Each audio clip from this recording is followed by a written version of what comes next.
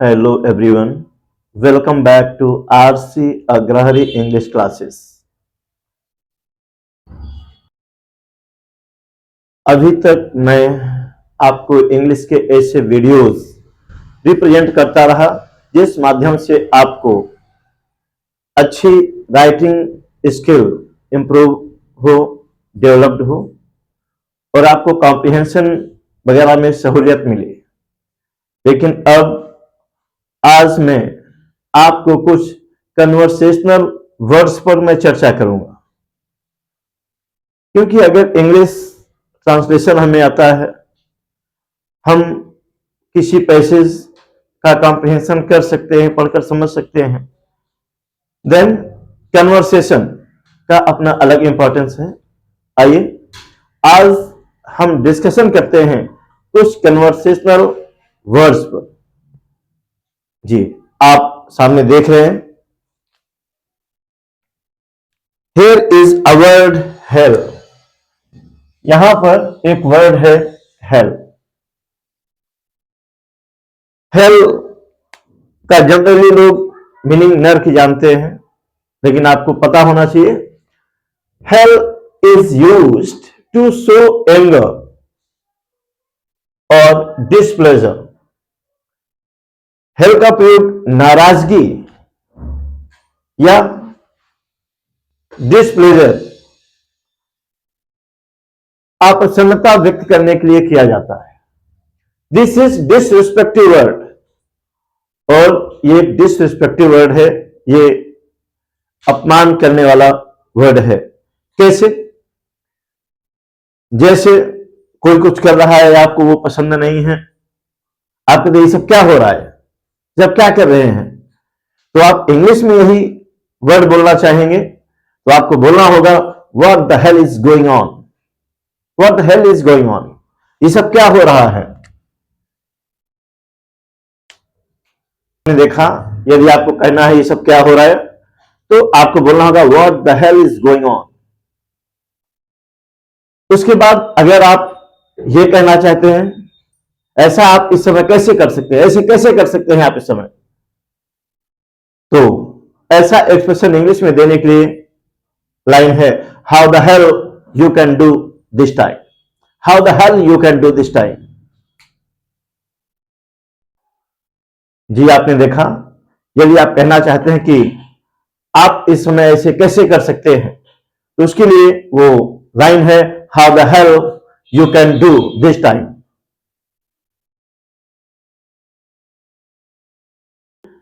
व्यक्ति बहुत नाराज होता है और सामने वाले से अपनी नाराजगी व्यक्त करते हुए कहता है तुम होते कौन हो ऐसे मुझसे बात करने वाले। क्या? हाँ, वो कहना चाहता है तुम होते कौन हो मुझसे ऐसे बात करने वाले। यदि आप ऐसी हिंदी लाइन को इंग्लिश में कहना चाहते हैं तो आप बोलेंगे who the hell you to talk to me like this. Who the hell you to talk to me like this. ऐसा ऐसे होते कौन हो तुम ऐसे बात करने वाले। तो आपने देखा कि यहां पर जो हेल वर्ड है वो नाराजगी को व्यक्त करता है, यह इंसल्टिव वर्ड है। और इस हेल वर्ड का यूज आप किस प्रकार के फ्रेजेज में कैसी एक्सप्रेशन के लिए व्यक्त कर सकते हैं, हम ऐसे ही कुछ और वर्ड लेते हैं। जी, अब हम नेक्स्ट कन्वर्सेशनल वर्ड पर डिस्कशन करेंगे, और आप देख रहे हैं आपका नेक्स्ट कन्वर्सेशनल वर्ड है फेड अप। फेड अप ये भी वर्ड ऑफ डिसप्लेजर है, ये भी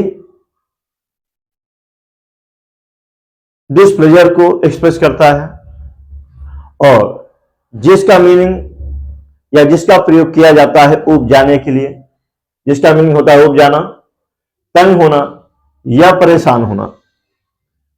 सपोज दैट आप किसी से कहना चाहते हैं मैं आपसे परेशान हो गया हूं, मैं आपसे परेशान हो गया हूं, तो आप क्या कहेंगे? जी, आप कहेंगे I am fed up with you. I am fed up with you, मैं आपसे परेशान हो गया हूं। You always do like this type of things, I am fed up with you. जैसे आजकल अक्सर लोग ये भी कहते हैं कि आजकल पेरेंट्स अपने बच्चों से तंग आ गए हैं, क्योंकि बच्चों की विभिन्न प्रकार की डिमांड होती रहती है, वो घर की स्थिति को समझते नहीं हैं। तो लोग कहते हैं यार आजकल माँ बाप बच्चों से तंग आ गए हैं। तो यदि आप ऐसा एक्सप्रेशन इंग्लिश में कहना चाहते हैं तो जी, तो ये सेंटेंस आपके लिए है और आप बोलेंगे nowadays parents are fed up with their kids. हाँ, आपने सही सुना, nowadays parents are fed up with their kids. इसका प्रयोग किया जाता है ये कहने के लिए कि आजकल माँ बाप अपने बच्चों से तंग आ गए हैं।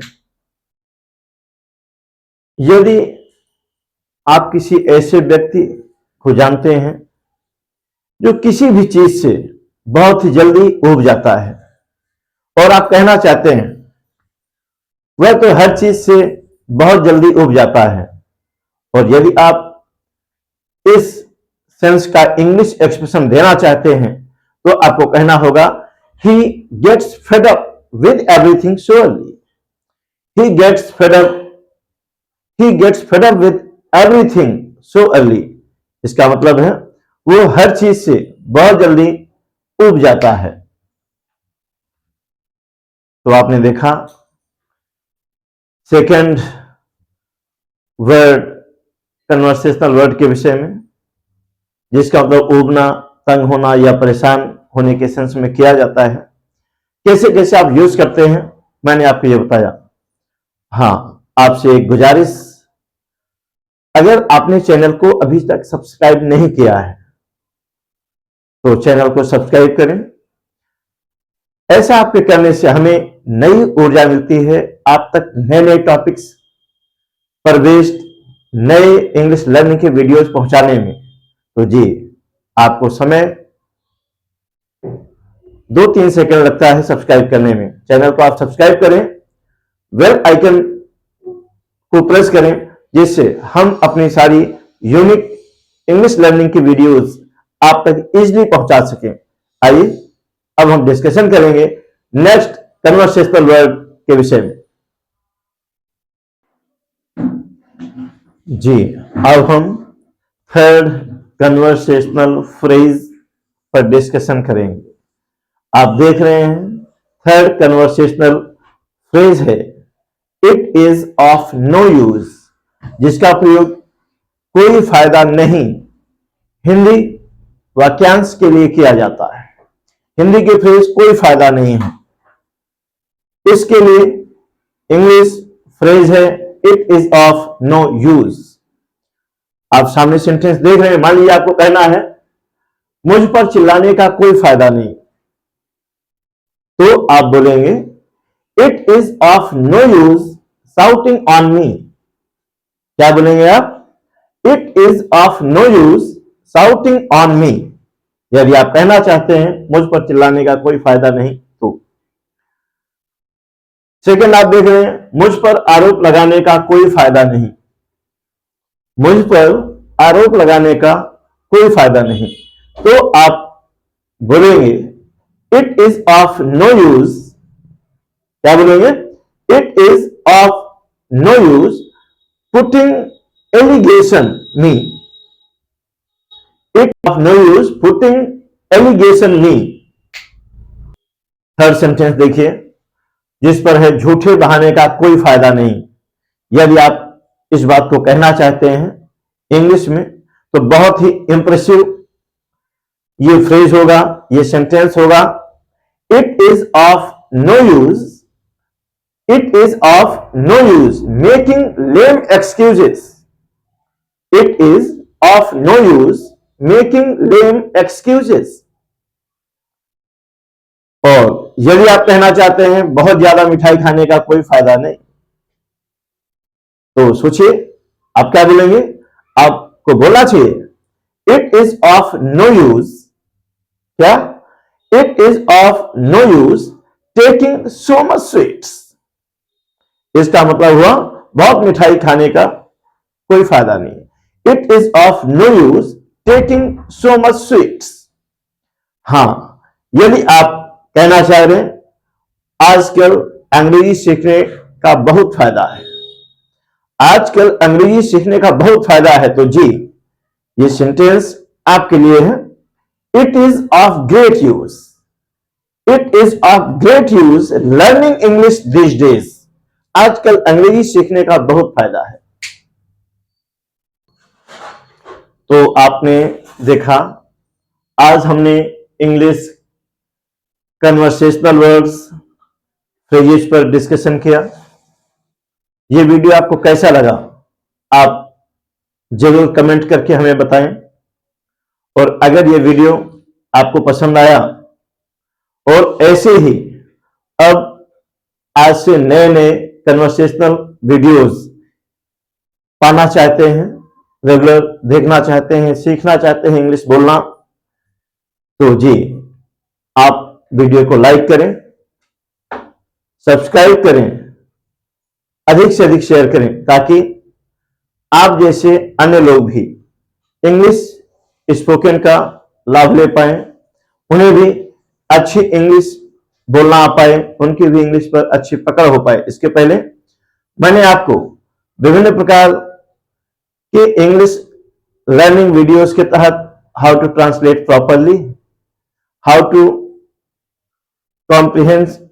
कॉम्प्रिहेंशन, ये मेथड्स आपको बताए हैं।